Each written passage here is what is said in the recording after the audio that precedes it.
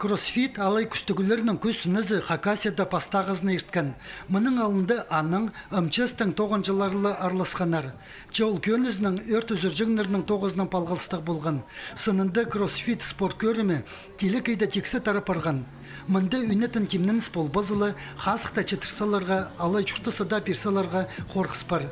Аныңар күстігілерінің көз сүнізіні прайзылы керілбейінже. Мындық оңдайның пүл кроссфитке Росгвардияның, УФСИның, МВДның, пазы МЧСтің командалары чылысқанар. Оларға тергілерінің Динамо спорт бірігізі болысқан.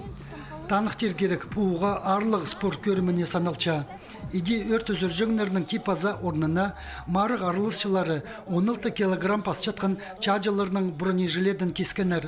Спортсменерге пастап 32 килограмм гиріні көдерерге, аның илі газары килограмм пасчатқан штанганы хабарға, көз ташчатқан машинның тегілеген тоғылақтандырырға, ползық сұрып чатқан кізіні апарсаларға, хайзын манекенге алыстарыпсқанар.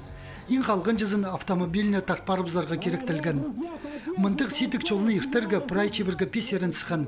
Оларының санығылы кізізі азық метке чет болған.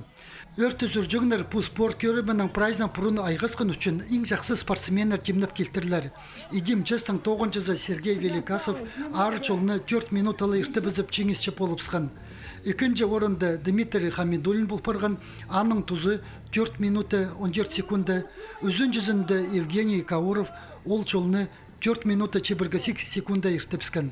Мұндық оңдайда пастағы орын МЧСтің командасына келескен. Екінші жүзінде МВД болпарған, үзін жүзіне УФСИн тұрысқан.